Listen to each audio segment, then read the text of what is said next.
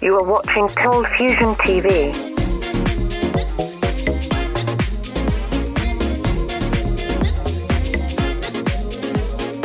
Hi, welcome to another Cold Fusion video. In this video, we'll take a look at a new type of computing that is set to rival the legendary quantum computer. Let's get straight into it, but first with a bit of background understanding. From phones and tablets to PCs and gaming consoles to supercomputers and smartwatches, computers are everywhere, and you're using one right now. The thing is, all of these types of computers function the same way. These computers use machine language fundamentally composed of ones and zeros to tell the computer what to do. Like a written language, the computer reads word by word or instruction set by instruction set until it understands what to do. It then executes it and moves on to the next step. We call this kind of computer a classical computer.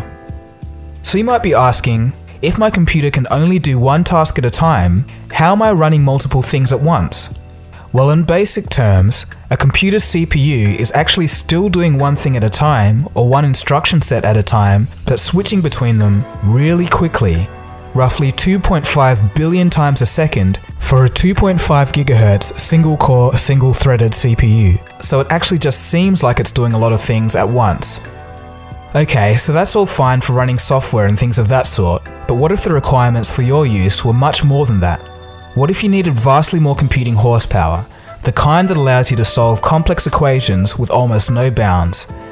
Things like cryptography, or complex simulations of things within our world, advanced mathematical models, or just many other applications that we couldn't even dream of today. These kind of problems can be described and categorized as taking exponentially more time to solve with increasing complexity. Classical computers can't do such things very well. The closest thing that we've gotten to is many classical computers slapped together and given the title of a supercomputer. What we need is a computer that can actually solve many problems at the same time. What we need is something called a parallel computer. Alright, so you might be thinking, look, I've heard of this parallel computing thing before, wasn't that what quantum computers were supposed to do? This is correct. However, the researchers in the groundbreaking experiment I'm about to show you state that the quantum computer hasn't been proved to be practical from a fabrication and operational perspective. For example, a quantum computer has to be very close to absolute zero in temperature to even function. These hurdles may be overcome in the future, but for now, there needs to be a better solution. This is where the biocomputer comes in, of which a brand new feasible solution has just been discovered at Lund University in Sweden. The results have been published in the Proceedings of the National Academy of Sciences. The biocomputing approach uses less than 1% of the energy used by current electronic transistors. The result could see the power of today's supercomputers fit into the form factor of a laptop without absurd amounts of power and heat. Most of you know that nano means very, very small. I'd like to start by just saying how small. If you imagine you take the whole Earth and reduce it enough to become as large as a football, so that's about 50 million times smaller. And then you imagine you do the same thing one more time. You take the football and take it down another 20 or 50 million times. Then you're at the size of what you call a nanoparticle, something that is on the size range of a few thousand atoms or so, a ball of material. Now, why are we interested in this? The main reason, sometimes the reason is that not making things small, that's just the point. So for example, if you try to build faster and more powerful computers, that's what you want. You want to make smaller transistors so that you can pack many of them into a small space, they can talk quickly to each other, and that's the whole point. So what exactly is the solution? As it turns out, the solution has been around for a very long time in the form of a protein called myosin, part of our muscle tissue. You're actually using myosin right now in your eyes to watch this video. Myosin can be thought of as tiny molecular motors, converting chemical energy into mechanical energy.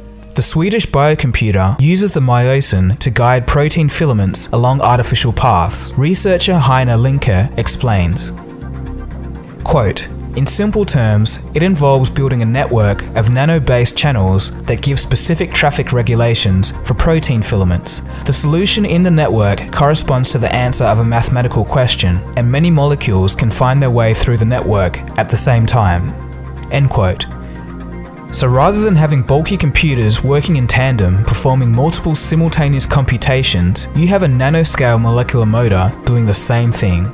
This means much smaller and more powerful computers. This biocomputer system is much easier and less expensive to build than a quantum computer, mainly because some of the crucial components that are found in this computer are found in nature. The research team say that the biocomputers are likely to be a decade away from production. Here's another quote from the researcher Linke.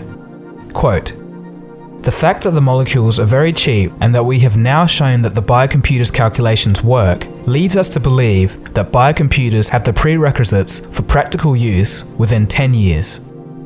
The research team also states that existing programming algorithms can be used on this system with some optimization. Okay, so we're almost at the end of the video, but let's quickly look at the system in action. You're looking at it right now. The numbers at the bottom represent solved solutions to an equation. As you can see, the system is finding many solutions at the same time. So of course, at the moment, this system looks a little slow and rudimentary, but this study was just a proof of concept showing that the idea is sound, allowing researchers to have enough evidence to foresee this being a viable alternative to quantum computers. Putting it another way, this can be seen as a Wright brothers moment in parallel computing, much like comparing that first measly 450-meter flight that eventually gave the feasible path for all modern aircraft. So, what can we make of all of this?